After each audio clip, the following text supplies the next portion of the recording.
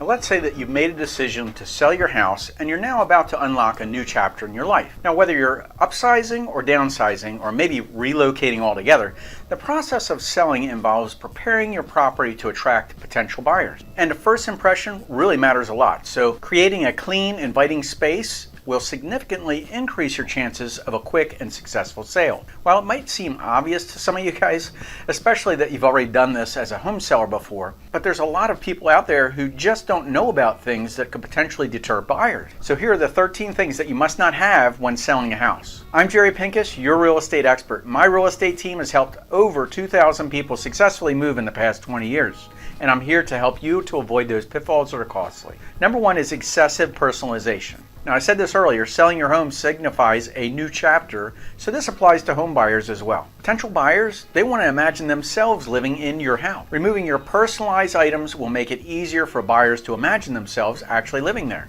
But this does not mean that you have to strip your home of all personality either. Now consider putting away any family photos or photos of children and try to replace them with some neutral artwork. You don't want to share your details about your family life with that buyer. And replacing your personal photographs with neutral artwork or some similar photos can really be a great way to enhance the view that your house has as well. But leaving walls empty is completely fine too. Some buyers, they actually prefer empty walls and they can envision their own belongings in that space. Number two, having any kind of a surveillance system without informing that buyer. Now, while security cameras can add value to the house, they can also raise some concerns to the potential buyer, and especially if they're unaware of their presence. Now, if they are aware of their presence, they might feel a little creeped out that somebody's watching them, so they won't feel like this is their home.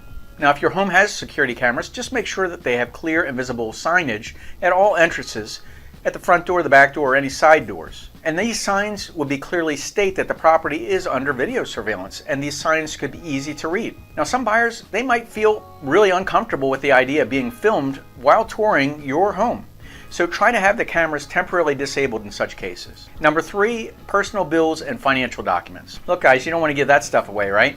You don't want to expose your personal financial information to a potential buyer. Don't leave any bank statements or credit cards or any type of other financial documents lying around during a house walkthrough. Your financial documents can contain sensitive information and includes account numbers and social security numbers, and you definitely don't want to show that to the public. Not only can you put yourself at a security risk, but you also create a cluttered and unprofessional impression in the buyer's eyes. This could seem harmless at first, but you don't want to expose any of this information out there and have a security breach. So make sure all of this information is put away and stored safely. Number four, pets during showing. Now some people naturally are allergic to pets, so as a home seller, you want to make your house appealing to as many people as possible. Having pets during a showing, these buyers could trigger allergies and make it difficult for them to focus on the property itself. And this could potentially lead to overlooking your home completely in favor of others. So try temporarily leaving your pets at a friend's house, or take them for a walk, or even take them outside somewhere else. You want people to feel comfortable, right? Number five, valuables. Your first line of defense is to minimize the visibility of your valuables when you're selling a house. You need to put away any expensive jewelry, any watches, or any things that are like that. Consider storing the important documents or passports or cards or any kind of jewelry and put it away. If you have a large volume of valuables, you want to get an off-site storage unit. It's important to be selective about what valuables you actually have on display,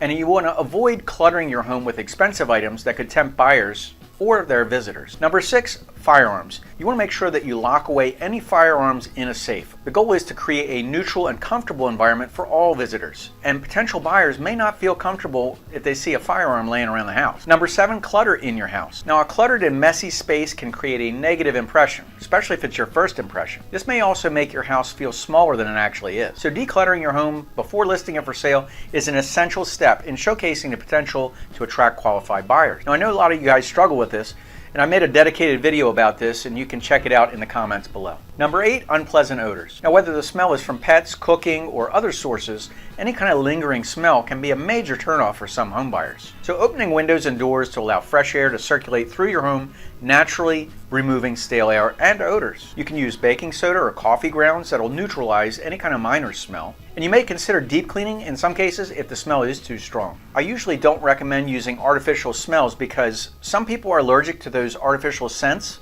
and it can be overwhelming for some buyers. Again, if you need detailed help in this department, I've got another video down there. Number nine, anything that indicates a bad upkeep. Things like leaky faucets or overgrown grass, it can create a negative first impression. And you want to showcase your home in its best possible condition. Any minor defects that were left unrepaired will create doubts in a buyer's mind, and it could make them think that there's bigger flaws with the house that are left untreated. So take a walk through your house from a prospective buyer standpoint and look at any minor repairs that really need to be done. Things like leaky faucets or loose doorknobs or sticking windows, any kind of a malfunctioning item in your house, make sure it's up to date. And make sure your yard is free of clutter, any kind of debris or any kind of overgrown landscaping. And that leads us to number 10, which is overgrown landscaping. Trim it up. Potential buyers, they have an opinion about your home within seconds of pulling up. Any overgrown yard can create a negative first impression with them. And maintaining a clean lawn significantly improves the overall visual appeal of the property too. And this process will help make your house ready to sell. It also demonstrates that the property has been well maintained for years and easy to care for.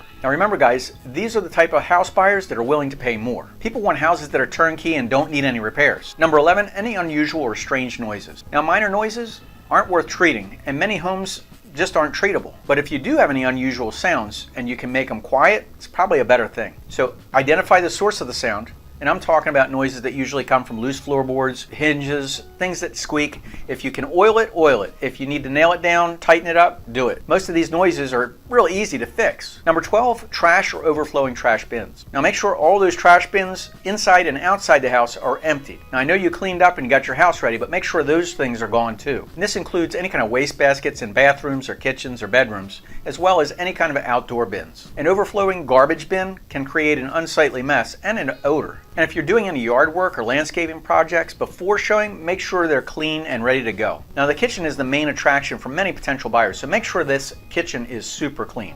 Empty the dishwasher, wipe down the countertops, put away any dishes and cooking utensils before your home is shown. And also avoid leaving any dirty dishes in the sink. Here's another one guys, number 13, being present during the home buyer walkthrough.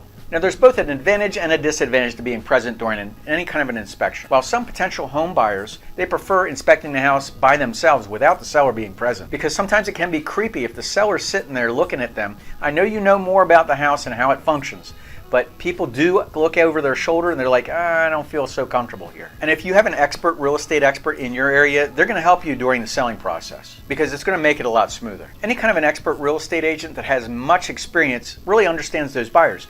They can negotiate with the buyer on your behalf. And they'll make sure that if they're working for you in your best interest, that's the listing agent, you're going to get the best price for your house. I'm Jerry with Jerry Pinkas Real Estate Experts. My real estate team is here to help you find your hidden gem and to avoid those pitfalls that are costly. Now, if you're thinking you're selling your house here in South Carolina or anywhere in the United States, give us a call at 843-839-9870. And if you found this video helpful, make sure you share it with friends and family. And until next time, stay happy, stay educated, and I'll talk to you soon. Take care, guys.